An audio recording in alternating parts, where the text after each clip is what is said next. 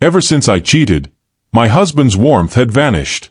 The touches that once felt comforting now felt distant, mechanical, almost like they belonged to a stranger.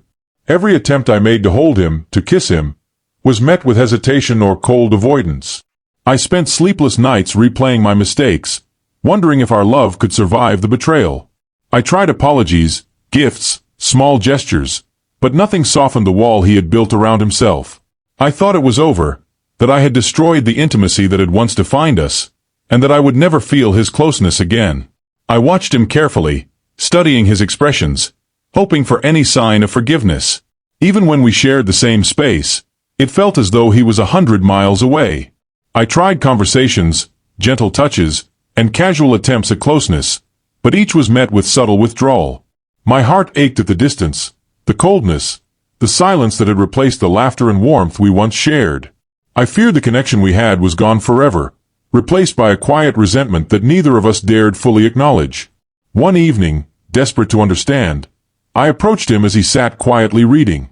I reached for his hand, expecting a gentle refusal. But instead, he pulled something from the table, a small, folded envelope. My curiosity mixed with dread. "What's this?" I whispered, my voice trembling. He didn't answer immediately. His eyes were steady, unreadable, but there was a calmness there that unsettled me. I took the envelope with shaky hands, sensing that this was going to change everything I had assumed about our fractured relationship. Inside the envelope was a single sheet of paper with neatly written words. My breath caught as I began to read. It wasn't an angry letter, nor a list of grievances. Instead, it detailed his feelings, his hurt, his disappointment, his love, and his struggle to rebuild trust. He admitted that he couldn't feel the same closeness until he was sure I had truly understood the damage caused. My heart sank as the reality hit me.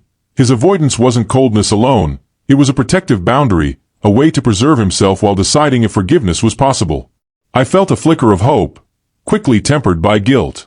The letter explained small steps he wanted me to take, honest conversations, patience, and acts that demonstrated sincere remorse. He wanted actions over words, consistency over promises. I realized that while I had assumed our intimacy was permanently broken, he was giving me a chance, but on his terms, slowly and deliberately. The thought both thrilled and terrified me. For the first time, I saw a path toward healing, though it would be challenging and emotionally taxing. The power had shifted, not away from him, but into mutual understanding.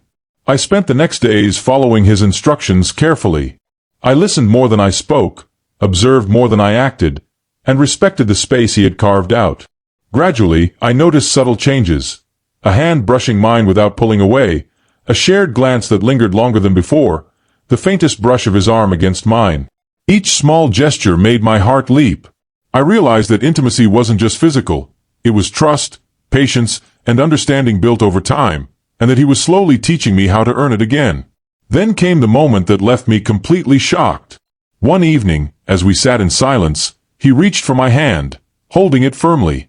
I expected a hesitant withdrawal, but he didn't pull away. Instead, he leaned closer and whispered something that made my heart drop with a mix of relief and astonishment. He said he still loved me, but that this was a test of sincerity. My entire perspective shifted in an instant. His distance hadn't been rejection. It had been a way to ensure that our bond could be rebuilt with authenticity.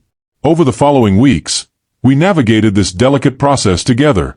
There were setbacks, moments of doubt, and quiet fears that old wounds might resurface.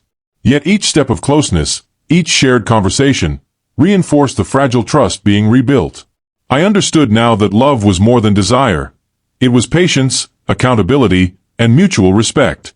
The moments when he allowed me near, both physically and emotionally, became sacred and meaningful. I treasured every small gesture, aware of how precious the intimacy we had once taken for granted truly was. Finally, one night, after months of cautious rebuilding, he embraced me fully without hesitation.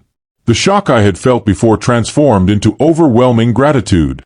I realized that his earlier withdrawal wasn't punishment. It was protection and a lesson in the value of trust. I felt the depth of our bond renewed, tempered by experience and understanding.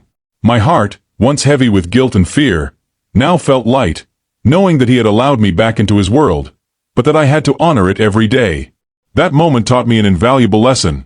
Love can survive betrayal, but only if nurtured with patience, sincerity, and respect. Physical closeness is meaningless without trust, and forgiveness requires more than words. My heart had dropped once in fear and shock, but now it soared with gratitude and renewed commitment. I understood that rebuilding intimacy wasn't instant. It was a journey, one that required humility, patience, and a willingness to confront one's mistakes.